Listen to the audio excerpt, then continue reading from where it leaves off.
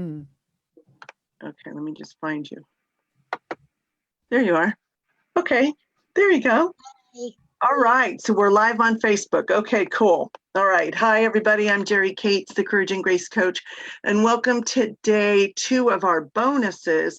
And this is a wonderful presentation by Cordell Moriarty on tapping, and she has a very courageous guest, Linda Lozano, who's going to do tapping for the first time. You haven't done tapping before, Linda? No. So this will be a really cool experience. Well, we've already lost some time, so I'm going to turn it right over to Ann. Go ahead and tell us a little bit about yourself, and we'll just give you the floor. Okay, thank you, Jerry. Well, I just want to say thank you for inviting me, because anytime I have the opportunity to describe tapping and how it has helped me or clients or family or friends, I love it. It had a dramatic impact on my life, and I love the opportunity to share it. And Linda, thank you so much for your willingness to You're welcome. be my client for the session. Okay. So I grew up in a really big family, and we did not learn about managing our emotions well. We learned, we heard things like, go to your room until you can come out with a smile on your face, and that kind of thing. That was more from my dad. My mom was very calm and quiet and patient, but that was the norm. That was the norm of that day, is that children really were expected to figure out those things by themselves.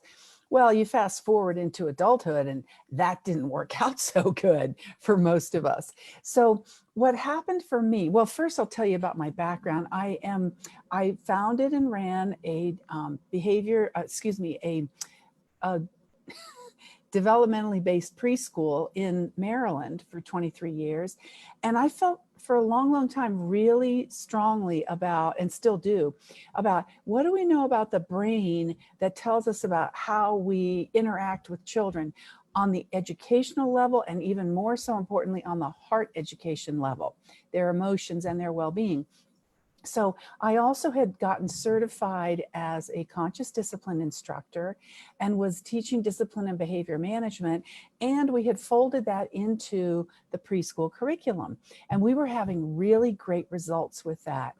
And then I also became certified as a life coach when I realized I was essentially doing that with some of the families that I was coaching, and wanted to have a firmer foundation for that. And then my world blew up. I thought I had things, I'm not a real planner, but I had some key things planned out. And my marriage ended abruptly in a way that felt traumatic for me after 35, 36 years. And I was stunned. I was just in shock. I had no idea what just happened here and all this. And I couldn't eat. I couldn't sleep. Those were two things I had never had trouble with. And I looked terrible. I remember walking into the bathroom one day at work and looking at myself in the mirror and thinking, this is what people's faces look like in a casket, because my face looked literally dead. And so I was casting about, trying to figure out what could help me with this. For a short time, I relied on pharmaceuticals because I had to, because I had gone so long without a decent sleep. And then I found a new faith community. And in that faith community, I met a woman who kept talking about this thing called tapping. And so after a few weeks, I said to her, can you tell me about this? She connected me with her coach, who was out of state. And I started coaching with her by phone. Turned things around for me. It didn't solve the fact that my marriage had blown up, but what it did is it allowed me to eat and sleep and make reasoned decisions, because I was swinging wildly from rage to grief and everywhere in between, disbelief, and I needed some anchor. I couldn't sit quietly and meditate. My emotions were out of control. And so I couldn't do these quiet things like journaling and so on, but I could do the tapping, because the tapping was movement. The tapping was moving my energy of these strong, strong emotions and allowing them to disperse. So then I could sleep. I could eat something without feeling like it was going to come right back up. And I could start to make some decisions about life.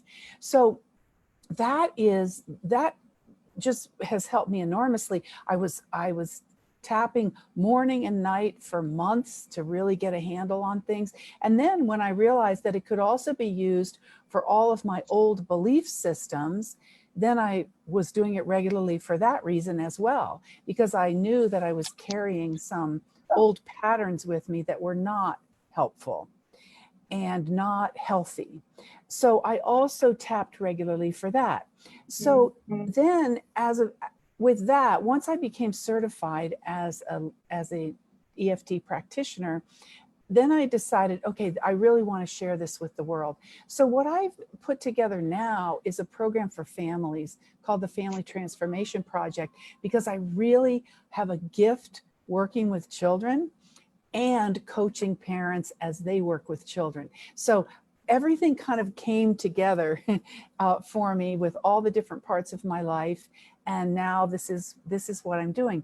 The tapping is not the only tool that I use with people, but it's one that people often haven't heard about yet. And so I always like to share it and to demo it. So Linda, thanks so much again for being willing to do this. So Sure. what I'd like to do at this point is to describe to you, Linda, how the tapping session works, how I usually go about it, and then answer any questions you have, and then we'll just jump in. How does that sound? Great. Okay. So tapping is a blend of the same philosophy of acupressure and acupuncture, where it's the meridian, the Chinese meridian system, and this idea that we have this life force within us, which the Chinese call qi, and it's supposed to move. It's supposed to not only move, but move smoothly. And when things happen that are upsetting or that we don't understand or that are traumatic for us, whether physically or emotionally, the energy of that gets stuck in our body. And so the chi is no longer necessarily flowing smoothly.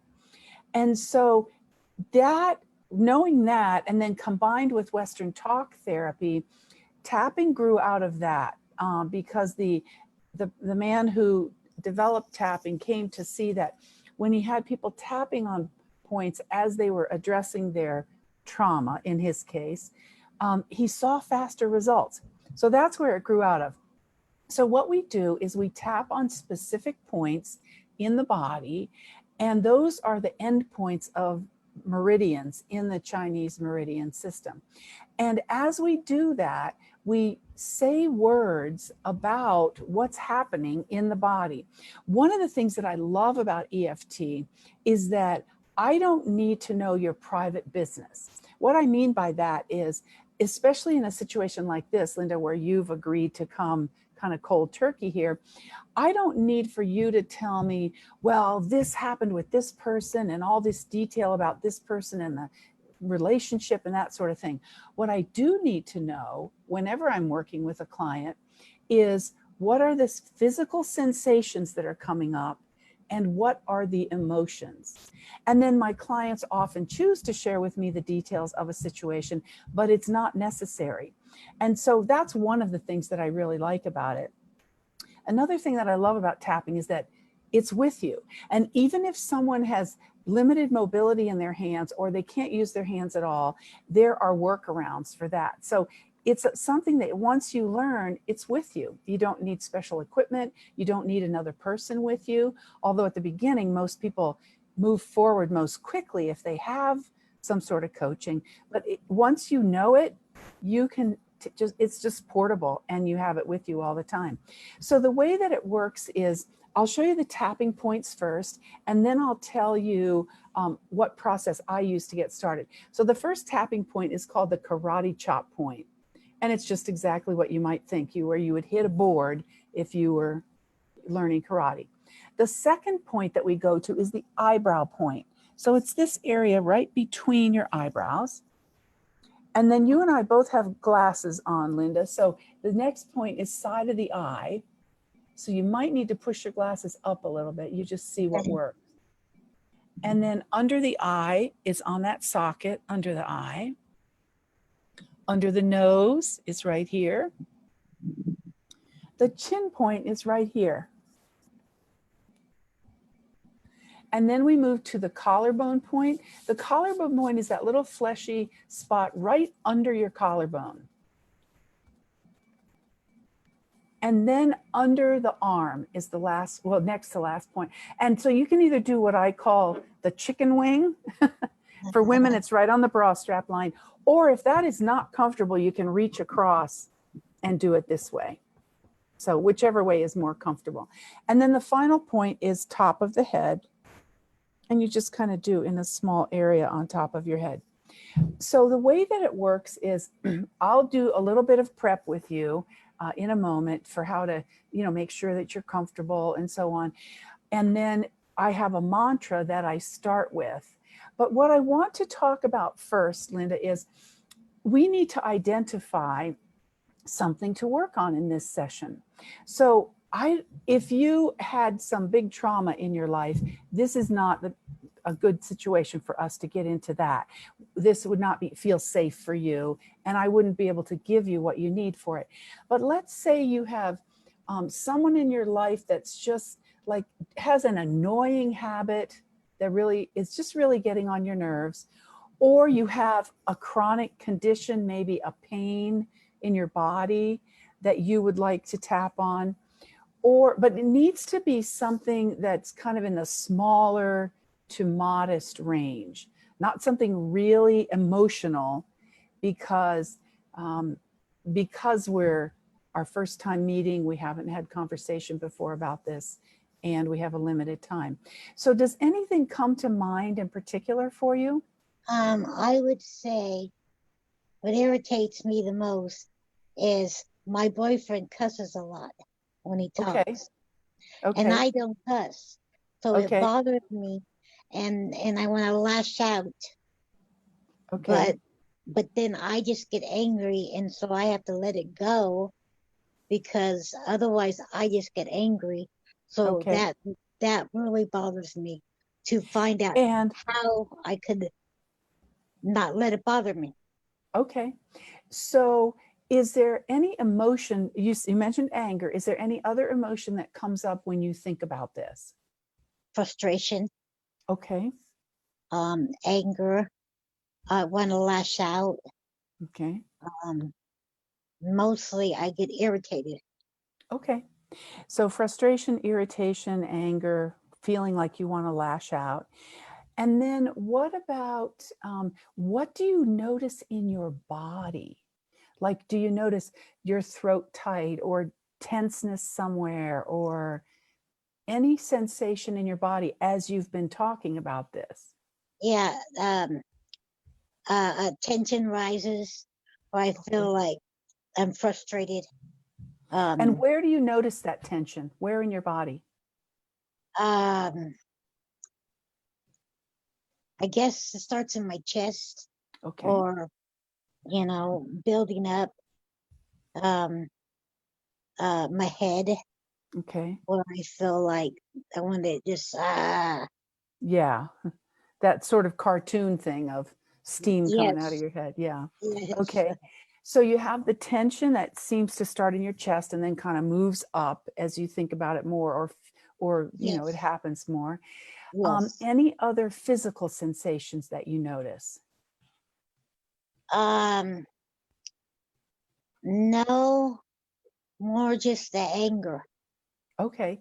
So now I asked you just to kind of sink into all those emotions and sensations for a moment, and then just choose a number between 1 and 10 to indicate the intensity. Like 1 is like, well, it bothers me a little bit, but I can let it go. 10 is like, I am like ready to jump out of my skin or go out the front door.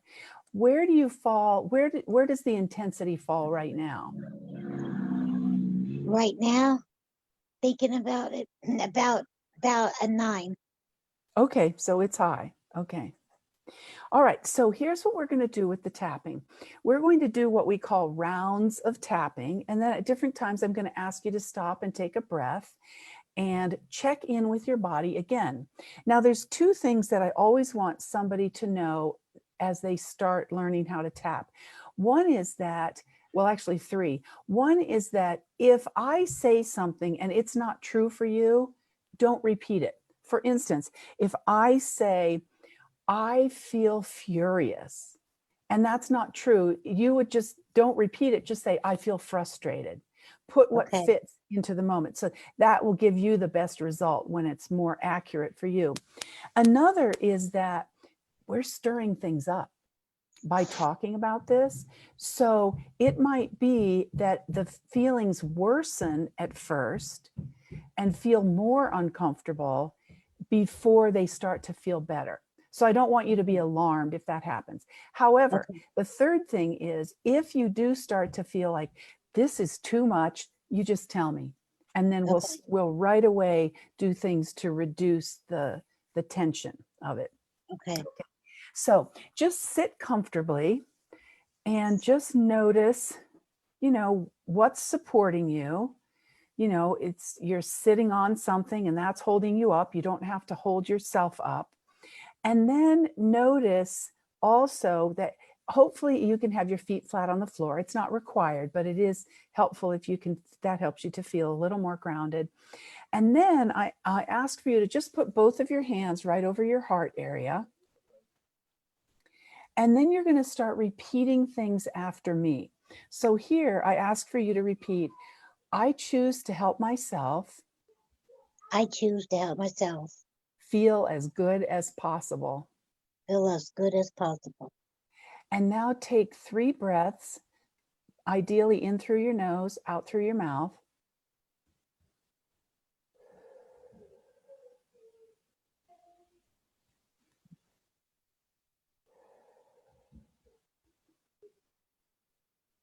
And Okay. then we're going to start. So you're just going to repeat after me, unless, as I said, something doesn't feel true, then you change it. So start at the karate chop point, Linda. Even though I feel so upset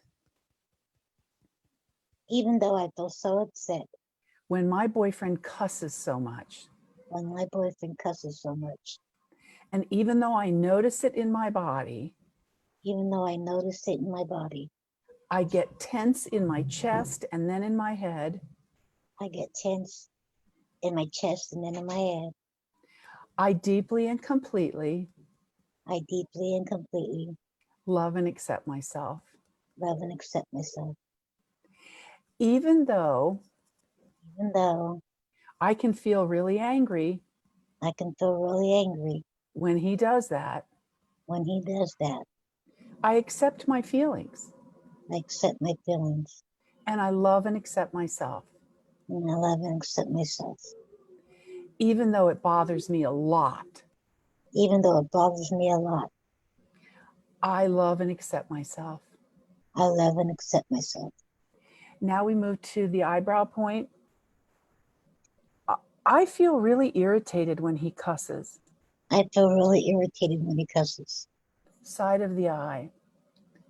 I feel frustrated when he cusses. I feel frustrated when he cusses. Under the eye. A lot of times that turns into anger. A lot of times that turns into anger. Under the nose. It feels really bad in my body. It feels really bad in my body. Chin point. I notice this tension in my chest. I notice this tension in my chest. Collarbone point. And then I notice it comes up into my head. Then I notice it comes up to my head. Under the arm. And it just feels really bad. And it just feels really bad. Top of the head. I feel like just losing it. I feel like just losing it. And lashing out. And lashing out. Eyebrow point.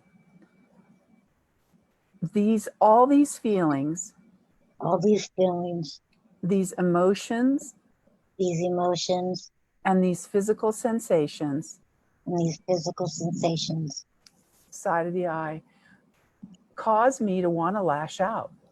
Cause me to want to lash out. Under the eye. but I don't want to do that anymore. But I don't want to do that anymore. Under the nose. It doesn't feel good when I do it. Doesn't feel good when I do it. Chin point. And it doesn't feel good after. And it doesn't feel good after. Collarbone point. And so far, it's not working anyway. And so far, it's not working anyway. Under the arm. So I want to shift this. So I want to shift this. Top of the head. I want to shift this. I want to shift this. Now stop for a moment and take a breath and just tune into your body. And then please tell me if anything has changed, whether it's gotten worse or feels lighter, or whether you have new sensations or emotions. It's feeling lighter. Okay. What in particular is feeling lighter? How do you notice that? I feel like a calmness, a shift in my change. I feel a shift in my body where I feel relaxed. So the areas that felt tense before are now feeling more relaxed. Yes. Okay. And what about the feelings of anger and frustration and irritation? Do those still feel like a 9? No, they don't feel like a 9 no more. Okay. What number would you say now? I'm going to say maybe a 6. Okay. So just with that short round, you've already settled your system from 9 to 6. That's 33%. That's a big shift. Okay, so now we'll pick up again where we left off and we'll go to the eyebrow point. All these emotions. All these emotions. Side of the eye. I want to change him. I want to change him. Under the eye. I want him to stop doing that. I want him to stop doing that. Under the nose, because I don't like it. Because I don't like it. Chin point. I just want him to stop. I just want him to stop. Collarbone point, or at least not do it so much. Or at least not do it so much. Under the arm. Or better yet, don't do it when I'm in the room. Or better yet, don't do it when I'm in the room. Top of the head. I'm not so sure that's going to happen. Not so sure that's going to happen. Eyebrow point. Instead, I'm going to see if I can change my reaction. Instead, I'm going to see if I can change my reaction. Side of the eye. I'm going to see if I can settle my system. I'm going to see if I can settle my system. So it doesn't bother me so much. So it doesn't bother me so much. Under the eye. I am ready to let this go as much as I can. I am ready to let this go as much as I can. Under the nose. I'm ready to find. I'm ready to find. That I can have a much lower reaction. That I can have a much lower reaction. Chin point. And just not get so agitated. And just not get so agitated. Collarbone point. Because not only is it not working. Because not only is it not working. It's not helpful for my well-being. It's not helpful for my well-being. Under the arm. It doesn't make me feel good. Doesn't make me feel good. Top of the head. So I'm ready to let this go. So I'm ready to let this go. And stop here and take a breath again. And just check in with your body.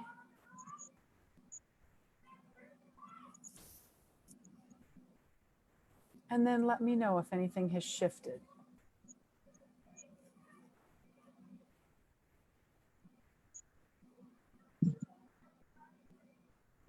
Yes, my body shifted to where I'm more at ease.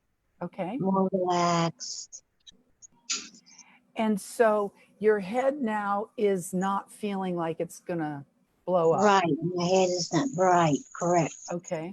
Okay. And then what about when you think about the emotions of it, the irritation, the frustration, and that sensation of wanting to lash out? Is that at a 6 or has it gone higher or lower? It's gone lower. Okay. Just like with everything else. I'm just Okay. relaxing and going with And the what flow. number would you say? I would say, I said a 6 or 4. I would say maybe a 4. Okay. So you've brought it down again to a 4. Okay, so now in a typical tapping session, Linda, what I would do is I would ask you, would you like to work a little longer to bring that down even more? Or would you like to move into the recentering round, which is the way that we wrap up? Jerry, let me just check in with you about the timing. Should I plan to wrap up within the next 10 minutes? Is that your timing or? No, we're good. It's 22 till, so we're good. Okay, all right. So Linda, knowing what you've experienced so far, then you have a choice now whether you would like to do a little bit more to tap on the sensations and the emotions to see if you would bring that 4 down a little lower, or you can say, I think that's good enough for now, and I would like to do the recentering rounds. What feels I right think for you? I would like to do the recentering. Okay, all right. So the way the recentering rounds works is the same thing. I'm just going to be using different words as we tap. So let's go back to the eyebrow point. Okay. I am ready to let this go. I am ready to let this go. Side of the eye. I'm ready to stop controlling. I'm ready to stop controlling. Under the eye. What he's saying. What he's saying. Under the nose. I'm ready to let my system. I'm ready to let my system. Chin point. Stay calm when he cusses. Stay calm when he cusses. Collarbone point. I'm ready to say. I'm ready to say. Oh, look, he's doing that again. Oh, look, he's doing that again. And that's just how he is. And that's just how he is. Under the arm. I am ready to let this go. I am ready to let this go. Top of the head. I'm ready to let this go. I'm ready to let this go. So that I reduce my own stress. So that I reduce my own stress. And any tension between us. And any tension between us. Because of this issue. Because of this issue. Eyebrow point. I'm seeing this issue. I'm seeing this issue. As a fire. As a fire. Like a kind of a big campfire. Like kind of a big campfire. Side of the eye. And every time he cusses. And every time he cusses. It's like he's throwing another log on that fire. It's like throwing another log on that fire. Under the eye. And every time I get angry. And every time I get angry. It's like I'm throwing a bit of gasoline on that fire. It's like I'm throwing a bit of gasoline on that fire. Under the eye. That fire is getting out of control. That fire is getting out of control. That does not feel comfortable or safe. That does not feel comfortable or safe. Chin point. So I'm making a different choice. So I'm making a different choice. Collarbone point. I'm going to go over here to the side. I'm going to go over here to the side. Where we have a giant bucket of water. Where we have a giant bucket of water. I'm going to carry that over to the fire. I'm going to carry that over to the fire. And I'm going to throw it right on that fire. And I'm going to throw it right on that fire. Under the arm. Now there's just steam and smoke rising. Now they're just getting smoke rise up. Top of the head. All that anger. All that anger. All that frustration and irritation. All that frustration and irritation. Eyebrow point. All that trying to control. All that trying to control. Literally just went up in smoke. Literally just went up in smoke. Side of the eye. That fire is no longer burning here. That fire is no longer burning here. Under the eye. I don't need to keep throwing gasoline on that fire. I don't need to keep throwing gasoline on that fire. Under the nose. It's a lot more productive.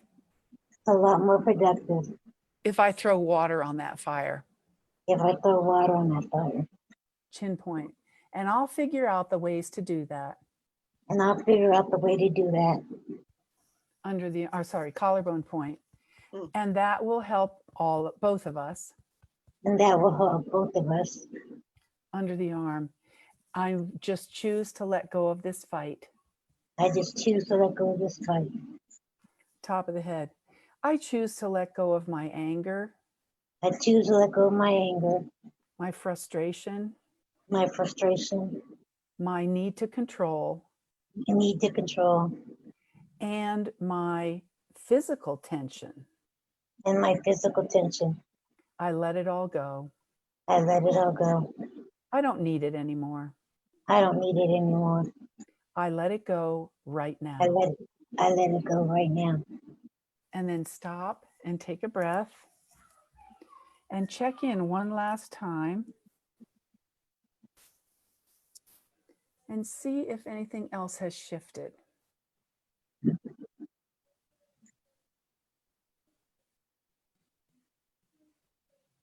Okay, I dropped my number down to a 1 now.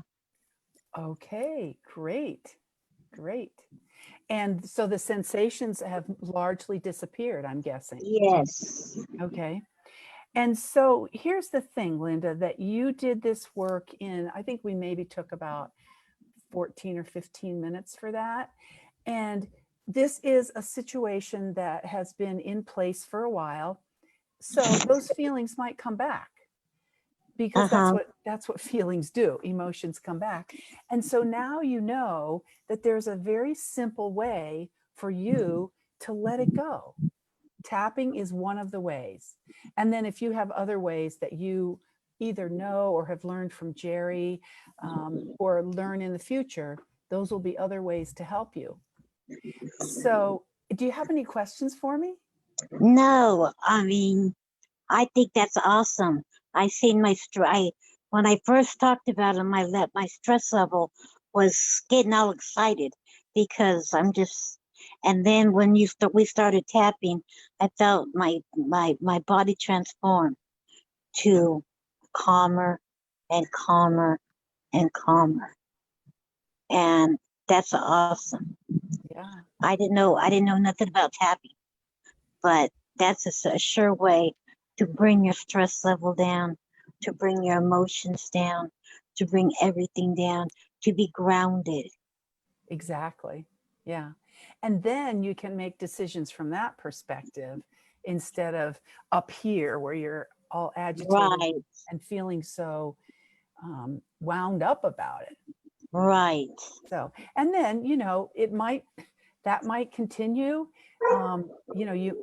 What generally happens with people with a situation where they expect to be back in it again is that as time goes on, as they tap more frequently or over a longer period of time, then it starts to bother them less, and they can catch themselves earlier in the process when they are getting bothered.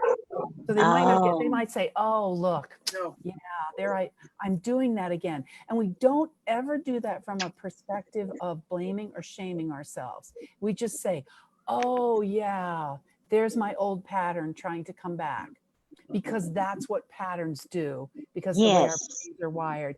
Oh, do I want that pattern? And then you decide. And generally we say no. Every once in a while we're just a little too fired up and we fall into the pit anyway, because we're human. But a lot of times when we take that, what I call powerful pause, we create that powerful pause for ourselves by being aware and by doing mindful breathing or any of the other techniques that Jerry has taught, through this course. Then we can say, okay, I'm going to journal about this, or I'm going to do some mindful breathing. I'm going to do a meditation about this, whatever works for you. And then you start to notice, it starts to be easier to say, oh yeah, there's that old pattern. No, thanks. Don't need that now. And you literally can come to a point where you are able to just turn away from it and you make your choices. Okay, well, this is what he does that I don't like, and these are the things that he does that I really like. So I guess I'm going to choose to live with this or not. you know, choice time is a different Yes. situation, but at least then you're making choices from that perspective of, let me get my body settled. Let me not be coming at this as literal hothead, you know, which Right. kind of described at the beginning. So hopefully that will be the case for you, that you can continue tapping and that you can see the benefits of it over time. But Wow. thank you again so much for being willing. Thank you for the gift, You're welcome. for You're the gift welcome. of tapping. Now I'm going to use that in my everyday life. When I get chaos and crazy, I'm going to take the time to sit and take myself out of that picture and find myself a quiet place and do my tapping. Yeah. And if you ever, here's another little tip. If you're ever in a situation where it just feels a little bit too public or whatever to be tapping, although these days, I don't know if any of us are going out in public much, but you can also tap right here on this little channel between those two finger Oh, tendons. You can okay. just tap there, like you could just have your hands down in your lap. That can also help a little bit.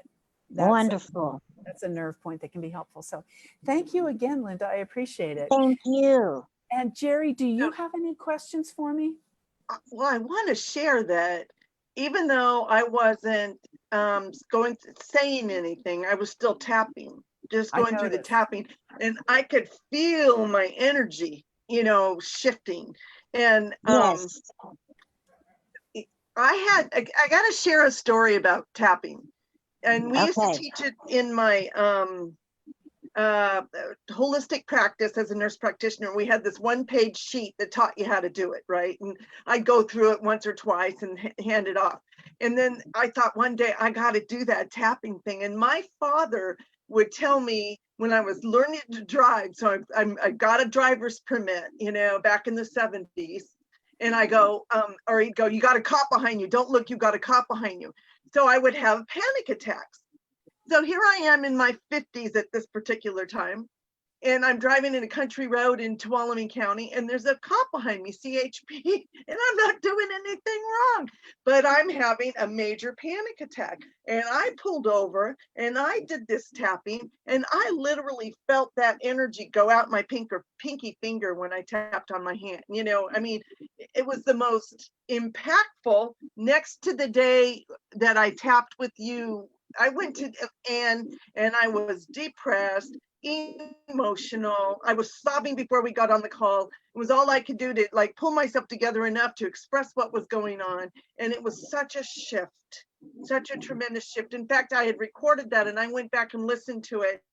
And I was astonished at the shift that I had. So beautiful work. And beautiful work. Yes. Now tell everyone how they can work with you. Well, and we'll put a link in too. Yeah, 2 ways to connect with me that really are the greatest way to start are either in my private Facebook group, which is called Own Your Happy. And I'll send you the link for that, Jerry. And you just answer 3 quick questions. And it is a private group, so we do have a couple of questions that we ask before we approve people into the group. And then the other way is to set up a clarity call with me. I offer a 30-minute free clarity call so that people can tell me what are kind of the hot button issues in their life at the moment, or what I call top of mind, the TOM issues. And then I could give some feedback on whether I might be able to support the client with that. And if it's a good fit, then we can talk about, working together.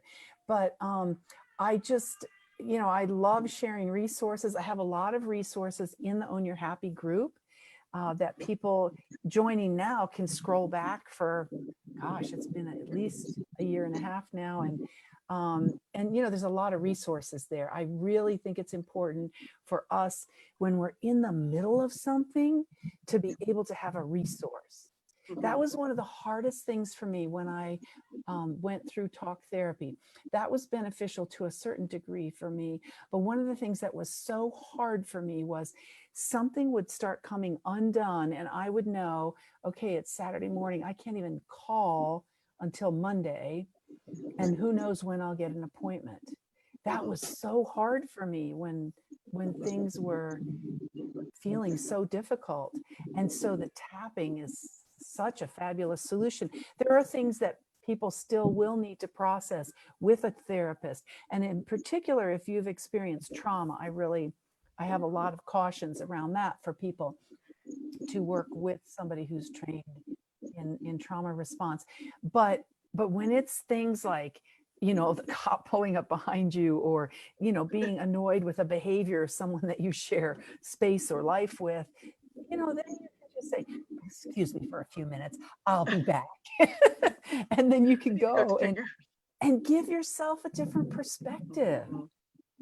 That's what's so that's what the bottom line is, that you give yourself a different perspective.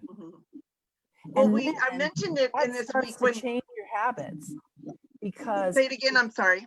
That starts to change your habits, because you're no longer allowing those knee-jerk reactions to take over every time. You're saying, wait, breathe, and doing something different. Yeah. Well, and like I said, just the tapping part was powerful. I mean, I just sat here and tapped, and not all the way through I was answering or reaching out to people. I mentioned something the other day in one of the classes about the limbic system. Yeah. And the limbic system, when it gets fired up, that's the one that you can snap on, or that's when you if you allow it to keep feeding, it's like you're having an argument with someone and you let it go, keep going. It's that pause that says, I need to take a step back and go take care of me. This isn't going anywhere healthy. Right. And it's remembering that in that moment that you can do that, because that limbic system does not calm down when it keeps getting fired up. You've got to go remove yourself and go tap or meditate or do something, create something that you can do for yourself. But you have to make that decision in that moment. Yes. And it's like, once you know that you have that choice, you can't unring the bell, right? Once you know, right? So, because then if you do and you decide, oh, I'm going for it anyway, I'm going to be this terrible, or, get caught up in this, or this is better right now. But later on, when you look back at it, you know at the point you had the choice, because you do have a choice, right? Right. Yeah. Powerful. And it doesn't feel like it at times, because our chemistry takes over. But that's where, for me, learning about brain chemistry made it so much easier for me to put on the brakes, because I had a terrible anger management problem. I was off the charts. And then I just decided, I'm not raising my daughters in the environment that I was raised in. I know how it felt. Now, of course, I'm human. I messed up. And I didn't know that right away at the beginning, but when they were still fairly young, and I just thought, I am not doing this. This is not okay for kids for their brains to be bathed in the chemicals of these kind of outbursts. It's not right. Well, and I think we remember what it was like for us. We have glimpses of that. If we do take the time to remember what that was like, I didn't want my son to experience what I experienced. He got his own dose of mama, because I still had things to work through, but he didn't get what I got, exactly. And it turned out pretty good despite everything. Yeah. Well, that's anyway, the thing is that I think most every parent I've ever met has had a conscious wish to improve the toolbox that they got. Yes. To say, let me not repeat the things that were so negative or harmful, and let me find something else better to put in its place. Well, and I want to point out that part of that is, we don't know what our parents dealt with. We don't know what conditioning or so us carrying any resentment or ill feelings toward that's a healthy thing to get rid of or to let go of, right? there was abuse in my childhood, and I'm pretty sure this person was abused herself.